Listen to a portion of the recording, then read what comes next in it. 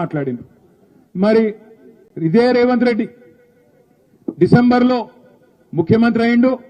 December 3వ వారంలోనో 2వ వారంలోనో బ్యాంకులతో ఒక మీటింగ్ పెట్టిండు.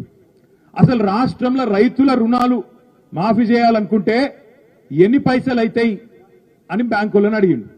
అడిగితే బ్యాంకులు ఏం చెప్పారు ఎరికేనా, నువ్వు 2 లక్షల రుణమాఫీ అన్నావు కదా, 2 లక్షల రుణాలు మాఫీ చేయాలంటే 49,000 కోట్లు అవుతాయి రేవంత్ రెడ్డి గారు, మరి 49,000 కోట్లు ఇంతజాం చేసుకో అని చెప్పారు. ఆయన గొంతుల పచ్చి వెలక్కాయ పడ్డట్టు అయింది. తెలివక ఏదేదో నరికితిమి, ఆయన తిరకపోతే ఎట్లా బయట పడాలి, వీళ్ళకెళ్ళి ఎట్లా బయటపడి మొత్తానికి తప్పించుకోవాలని చెప్పి ఇక ఆ రోజు నుంచే సాగు తెలివితేటలు చూపెట్టడం మొదలుపెట్టిండు. బ్యాంకు వాళ్ళు 49,000 కోట్లు అన్నారు డిసెంబర్లో. ఏం చేసిండు రేవంత్ రెడ్డి, జనవరిలో ఒక ప్రెస్ కాన్ఫరెన్స్ పెట్టిండు, ప్రెస్ మీటింగ్, పత్రికలను పిలుచుకున్నాడు. ఇక వాళ్ళ ముంగట మైక్ పట్టుకొని మళ్ళా లొల్లి పెట్టుకుంటూ మాట్లాడుతుండు. ఏం మాట్లాడిండు ఆ రోజు, ఏం మాట్లాడిండంటే, ఇగో నేను ఒక్క సంవత్సరం గట్టిగా కడుపు కట్టుకుంటే అవినీతి చేయకపోతే 40,000 కోట్లు ఉత్తగానే కట్టి పారేస్తా, అల్కా గడతా అన్నాడు. అంటే 49,000 కోట్లకెళ్ళి 9,000 కోట్లు కటింగ్ పెట్టేసిండు. మొదలు 49 ఉండే, దాన్ని 9,000 కటింగ్ పెట్టి 40,000కి ఆయనతో కోసి పారేసిండు. ఇది జనవరి ముచ్చట. ఇక జనవరి కాగానే ఆయనతో పార్లమెంట్ ఎలక్షన్ వచ్చింది. ఇక పార్లమెంట్ ఎలక్షన్లో ఎవరు నమ్ముతలేరు. సోనియా గాంధీ మీద ఒట్టు పెట్టుకుంటే రుణమాఫీ అని చెప్తే చేయకపోతే జాడిచ్చి తంతరేమో, ఎట్లయితే ఏం చేయాలి ఇప్పుడు అని చెప్పి ఏ గుడికి పోతే ఏ ఊరికి పోతే ఆడ దేవుని మీద ఒట్టు పెట్టిండు. యాదగిరి గుట్టకు పోయిండు, ఇగో ఇక్కడ లక్ష్మీ నరసింహస్వామి మీద ఒట్టు 15 ఆగస్టుకు చేస్తా. వికారాబాద్ వచ్చిండు, అనంత పద్మనాభ స్వామి మీద ఒట్టు 15 ఆగస్టుకు చేస్తా. వేములవాడ వేయిండు, రాజన్న మీద ఒట్టు 15 ఆగస్టుకు చేస్తా.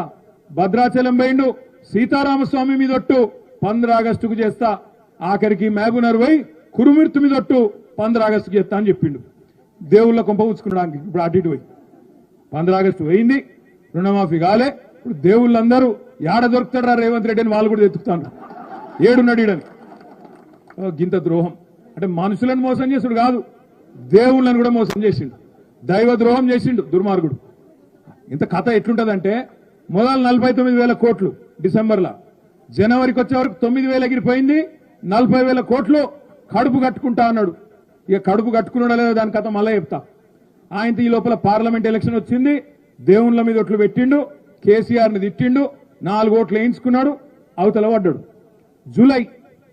జూలై నెల వచ్చింది.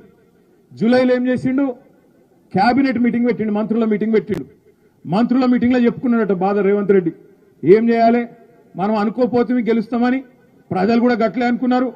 ఎమ్మెల్యే వీకిండు కానీ కేసీఆర్ అయితే ముఖ్యమంత్రి ఉంటాడు కదా అనుకున్నారు. కానీ మనమేమో నోటికొచ్చినట్టు మాటలు ఇస్తేవి, మరి అక్కడనేమో మనకు శాతనైతే లేదు, ఎట్లా చేయాలి అని అడిగిండట.